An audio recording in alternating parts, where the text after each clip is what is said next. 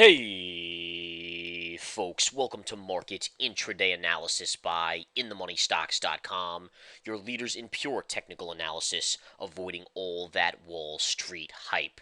This video for Monday, March 26th, 2012 is sponsored by RealTick.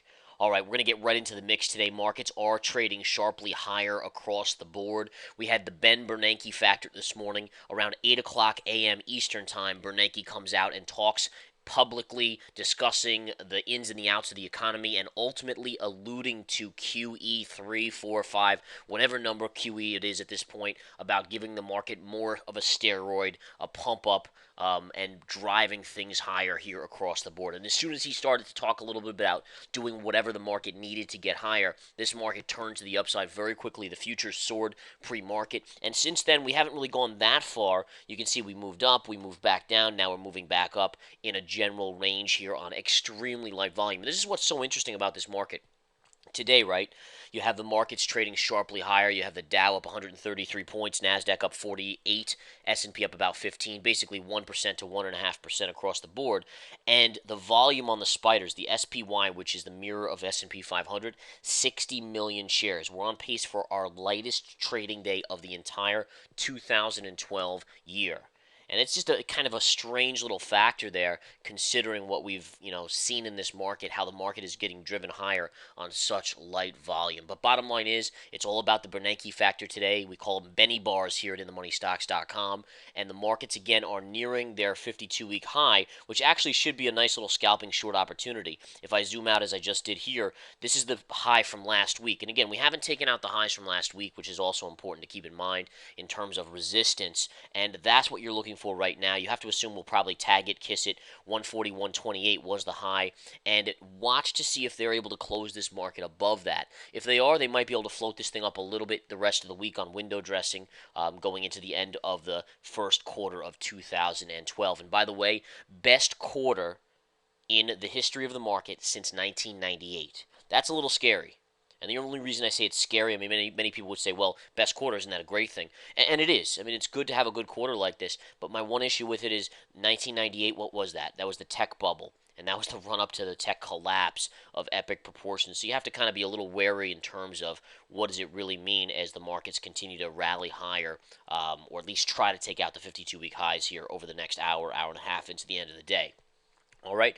One stock that's making a rampaging move. It was weak all day long, hovering around the flat line. It even was negative when the markets gapped up today, but has really taken off is Apple. Apple Inc. Take a look at the intraday chart on Apple here. Look at that move up. And by the way, for members here at InTheMoneyStocks.com, would you short Apple up here on this candle? The answer is yes, of course. That's based on proprietary methodology, though. I'm not going to reveal anything else aside from that, as it obviously is just for members that have taken the methodology webinar here at InTheMoneyStocks.com. But anywhere right around the 606.50, you should get a buck, $2 pullback off of this level, my guess, into the afternoon session. And we'll continue to watch that and obviously profit from it.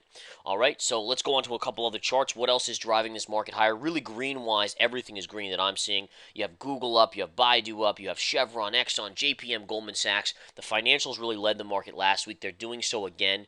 JP Morgan is up at $46 per share, up 84 cents. That's a nice move. I actually do have a resistance line on the JP Morgan daily chart right above 46, and this is the level I think you're going into. All right, and again, this is it right here. Notice the little pivot top there. So you're coming right into some good resistance on JPM. Be interesting to see how this market reacts to it. All right. So again, that's just something to note there. Goldman Sachs obviously having a good day as well. Trading up about $1.25, about 1% there. And again, Chevron and Exxon are really leading the charge today. Exxon's up 1.5%, with Chevron not far behind. Amazon is hitting the next level, and this is a breakout chart I gave. I actually gave this chart to you guys in the free video probably about 3 weeks ago in terms of Amazon, and we'll go over and take a look at it right now. If you remember, and those of you that watch these videos pretty much every day, you'll remember this. I have a triangular pattern that we talked about, and the triangular pattern essentially was this pattern right here. And essentially what I said is whichever way it breaks, it's going to have a big move. And ultimately, I said if it broke to the upside, you're going to go to the 200 moving average. 200 would be significant resistance. All right, and that was exactly what we are monitoring here. And sure enough, look at how it broke out, consolidated, and then popped right to the 200. It's actually trading just a little bit above that 200 moving average right now. Google's another chart I'm watching very closely. I have a nice little level on Google right here, which you basically kissed last week. That should be some significant resistance right there on the GOOG. By the way, folks, the Apple short already pulling back very nicely. Good for about 50 cents so far, as it's now below the 606 level after the short was at 606.50. So again, you're now back below 606 on the Apple short. And again, I still think you get another 50 cents out of that thing. It's just a no-brainer there based on, again, I can't say as it is proprietary information. Now, again, if you want some of this information, folks, and you want to understand how you can tell that stuff, just simply take the 7-day free trial to the Research Center or the Intraday Stock Chat. I cover a lot of it, although certain things are proprietary in nature. You'll have to take the methodology webinar for it. But most of it I do give out in the Research Center and in the Intraday Stock Chat. All right, beautiful pullback here on Apple, continuing 605.70. We'll pop that chart up here. Let me go back to the intraday. And you can see a nice little tail forming. You might even get a topping tail here, although I don't think there's that much downside in Apple. This is more just a scalp, folks. I mean, this is just an intraday trade. But this methodology you can use in any time frame. Any time frame it works. So, again, we'll watch for that. All right, let's see what else we have going on here. A couple other stocks of note here. A lot of people asking me about First Solar, where the level is to buy on that. I continue to believe it's 24 to 24.50 is first support, and then I actually think over the next month or two you could actually get down below 20. So I'm not liking this in terms of a chart. A lot of people think this is a bottom forming. I think it's actually a bearish pattern of consolidation.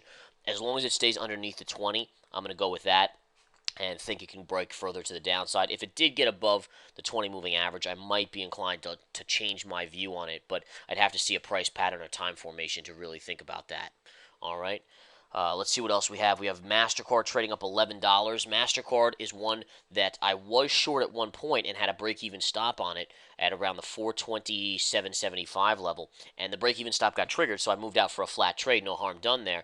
But ultimately, this thing has now burst through that level, so that shows you how important break-even stops are. And this stock will be another shorting opportunity. If it gets a little bit higher, I will be looking at it myself, being ready to do it and profit from it this time on the rollover. And again, that's what you want to do. You just want to kind of rinse and repeat. You get a good short off and you get in the money decently, you just slap a break-even stop in there. If you get enough in the money, take half off and let the rest run. And you just kind of keep that methodology, that discipline to you, and continue to rock and roll.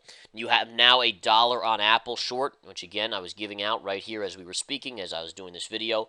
There's $1. It just hit the 605.50 after the 606.50 short.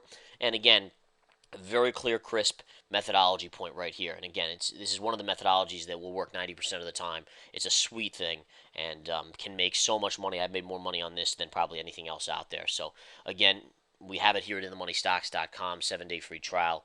Just come join, party, make money. It's all there for you, all right? Let's see what else we have here. Just going back to the spiders, the SPY. Yeah, SPY continuing. It looks like it got within about 5 cents of the 52-week high here. If I zoom out just a little bit, you can see the pivot high right there. You have a little bit of a tail forming as well. Be interesting to see if they're able to push this up, as I said earlier in the video, through that level. That'll be something I'm watching. Can they push through and close it above? If not, we'll see if it closes above in the next day or two. I'm also watching as we get a bigger tail on the spiders here, if we get any sort of topping tail in place as well.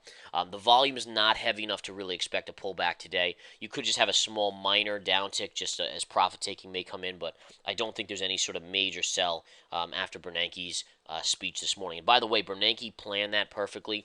The chess game that Bernanke plays is second to none. Now, do I agree that printing money endlessly is the way to ultimate long-term success? Absolutely not. But the fact is, last week you had the biggest down week in the markets, which isn't saying much, but it's the biggest down week in the markets since December 2011. All right, so for him, don't think it was just arbitrary that he comes out and makes the statements that he made this morning. I mean, it is all a chess game, a chess match, and he's trying to put a checkmate on this market at this point and keep it popped up and propped up. All right, so that's all for now, folks. Again, very intriguing little bit of a day. Volume 62 million here at 2:30 p.m. Eastern Time. I will bid you farewell, but hope to see you in the Research Center or in the Intraday Stock Chat. Remember, Research Center is geared towards swing traders.